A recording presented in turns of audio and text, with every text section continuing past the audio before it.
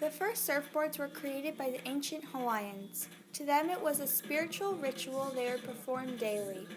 Surfing was a chance for them to connect with their gods and pray. This form of art came as early as 1777. They called it wave sliding.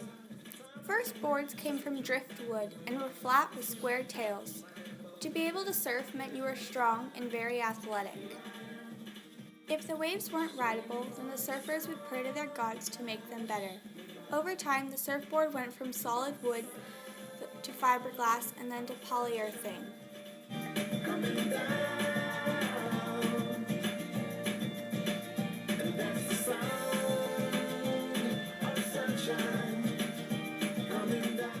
Tom Blake was a big part of the evolution of surfing. At an early age, he became interested in surfing. Throughout his life, he swam, surfed, and was a lifeguard.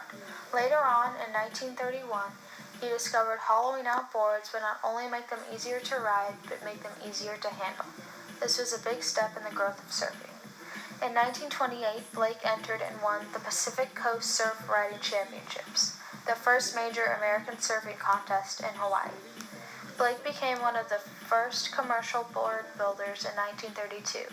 The Thomas Rogers Company in Venice, California, introduced a line of Tom Blake Hawaiian paddleboards. Before the fin was created, you had to have excellent balance to stay atop the surfboard.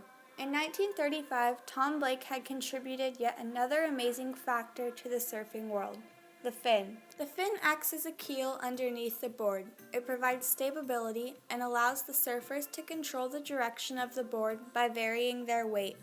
They are oftentimes made of fiberglass or plastic. The introduction of the fins revolutionized surfing and board design.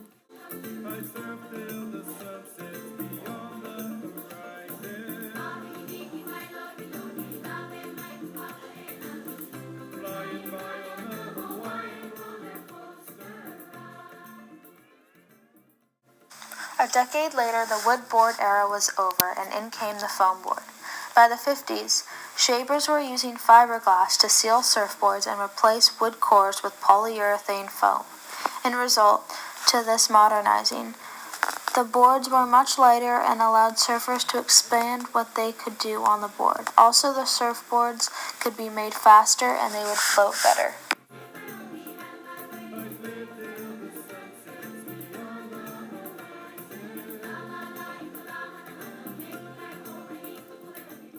Duke Kahanamoku was born in 1890. He grew up swimming and surfing the beaches of Hawaii. He easily qualified for the U.S. Olympic swimming team in 1912.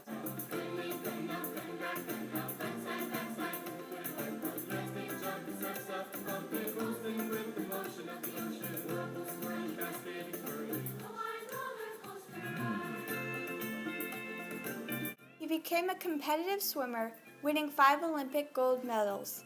However, surfing was his true passion. Duke was known for spreading the sport of surfing across the nation.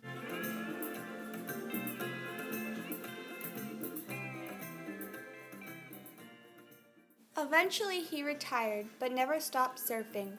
In 1968, he passed away, leaving behind the mourning of the surfing world. Surfing has changed many people's lives and is still today. For some, it's a way to express their feelings. For others, it's a passion. Surfboards and surfing have come a long way and still continue to do so today.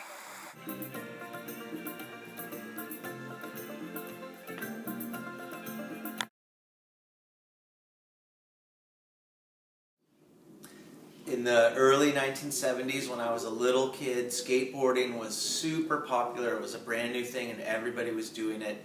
Up here in Northern California, nobody surfed, but I became familiar with surfing from trips to Hawaii, and I just thought it looked like a really cool thing to do that nobody else was doing, and that's what appealed to me, that it was new and different. Surfing has definitely become my passion.